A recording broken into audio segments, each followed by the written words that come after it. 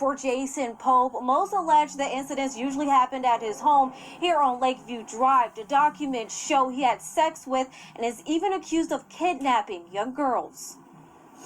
I suspected a long time ago things were not right over there because of who we had coming in and out. The neighbor didn't want to go on camera, but says Pope lived next door to him for several years.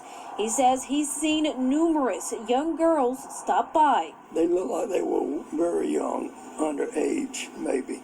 And they stayed over some, and then they would disappear. Documents obtained by WMBF News show in July, Pope held young girls against their will in a room of his home to perform sex acts. One of the victims, listed as 17 years old, said Pope gave her, quote, money and other things for sex.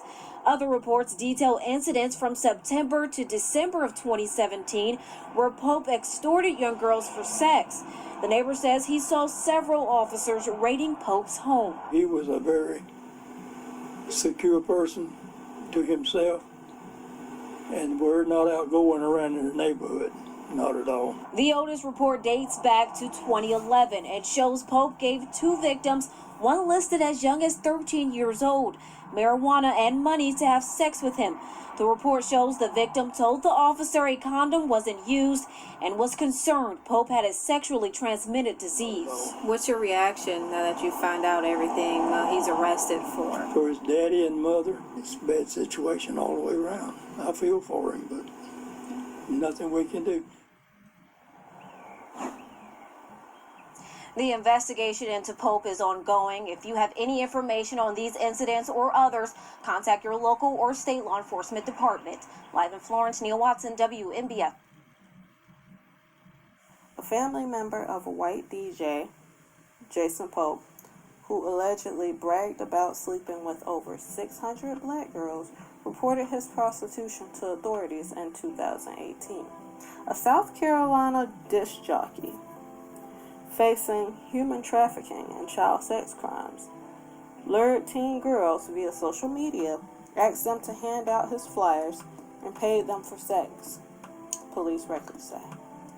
Let's keep in mind that some of these women of the 600, some of them willingly had sex with him. Some of them were minors.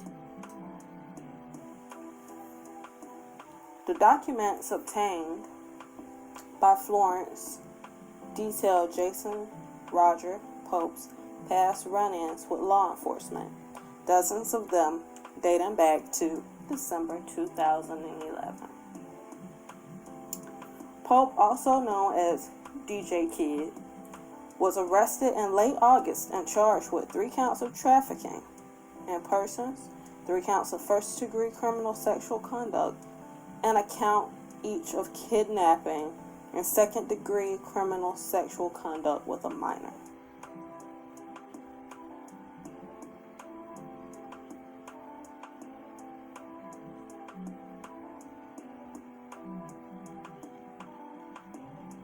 Florence County Sheriff's Office reports include accounts from multiple underage victims who accused Pope, 40, of exploiting them for sex.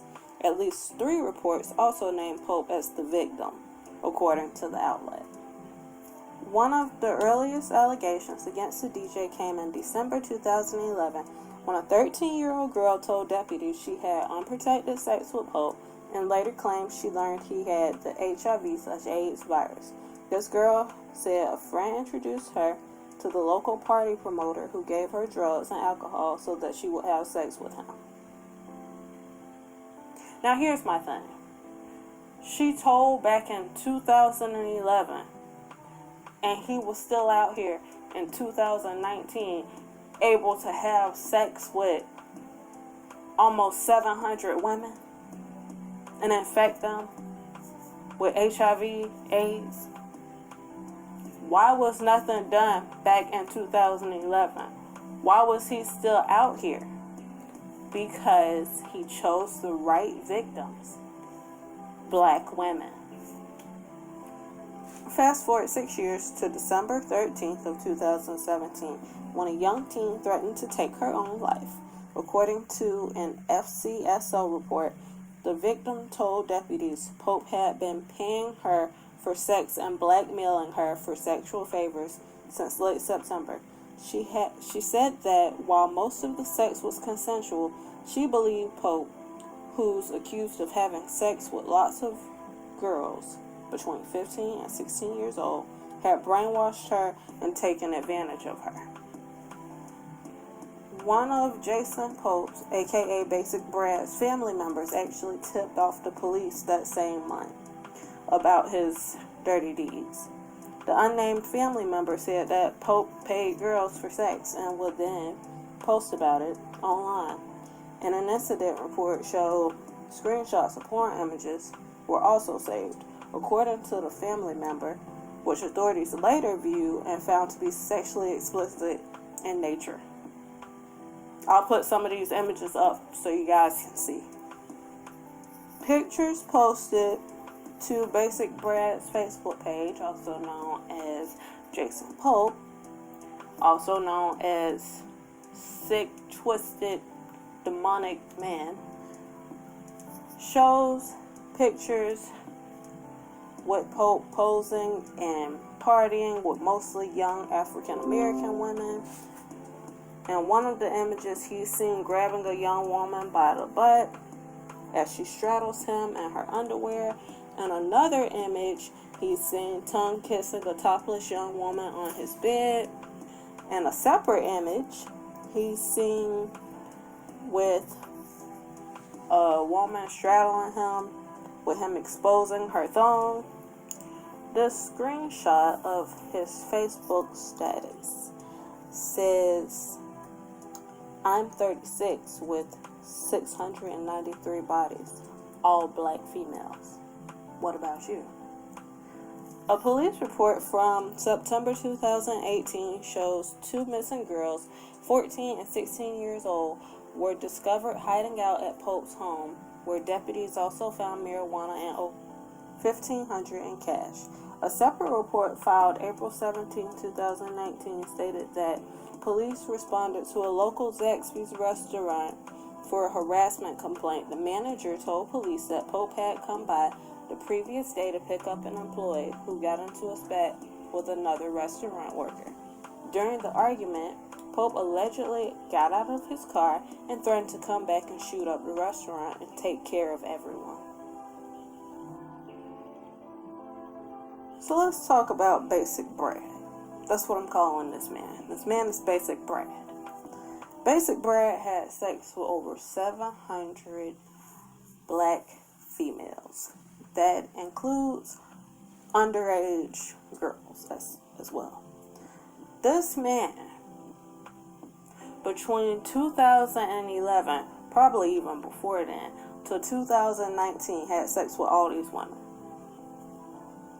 You can see these pictures for yourself.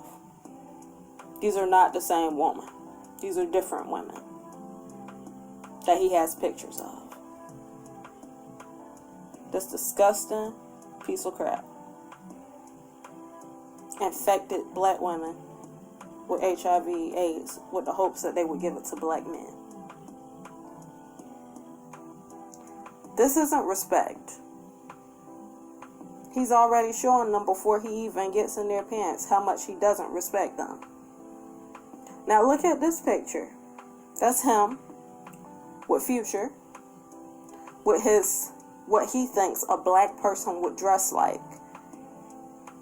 But I want you to pay attention to the images that show up of how he dresses when he's around a fellow white man, compared to how he dresses when he's around a black man. And that should tell you something right there. This man committed genocide.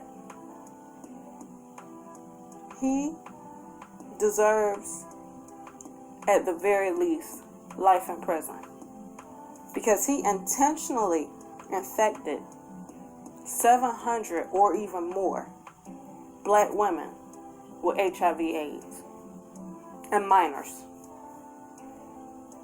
in exchange for drugs, money, tickets. Now here's the question that I'm going to present to black women. Why do y'all do this? There is nothing in me that will make me believe that had he been a basic black man, that y'all would have went with this.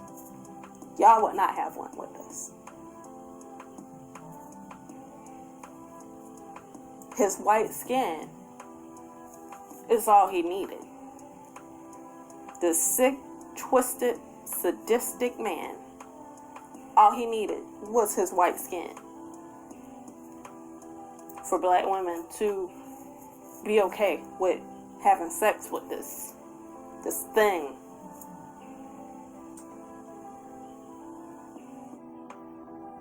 Did no one notice that not in any of his pictures is he smiling? Not in one. All the women are smiling. He's not smiling. He has the same cold, dead, blank stare in every single picture.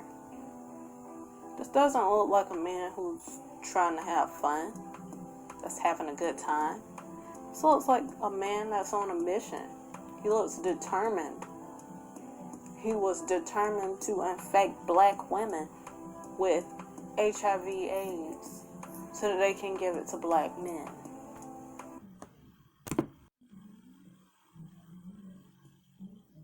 In the black community, I don't speak for the black community, but I do think that a lot of black men, they really don't know how to have true, faithful relationships. They think because they have money, because they have power, that they can treat women any kind of way. Loni love the same things. And that is something we need to work on. We need to work on that. That money and power does not mean that you can just do whatever you want to do. I think sadly in so many cultures that is the whole machismo thing, like that goes across the board. But I'm gonna say it's not across the board, because what is happening is that we are still dealing with the point of slavery. And we are descendants of slavery. And because our families were broken up, we still do not have an idea of how to have together families, because our families were broken up. Yes, and until we really from that perspective, I absolutely And not get just it. slavery, welfare reform in the 60s and stuff. Like this is a long. Longer So when you conversation. hear because I want to say, when you hear Joe Budden say, he worked so hard, it's not a bad thing. He's saying, Kevin don't want to be poor no more. Okay? So he's like, let me go out here and make this money, because I don't want to go back to where I was in Philly. So what he was saying was, he was using it as an excuse, and we modernize it and say, but that's not, no, but you got to understand the whole psychology behind it. That's the reason why he's working so hard, because he don't want to go back to where he came from, because then he'll lose the power. And working so hard is affecting his relationship. Exactly. Yeah, so it is a conundrum. Correct. What you're given, that's how we live it. Don't be mad at the system, it's simply how we've existed.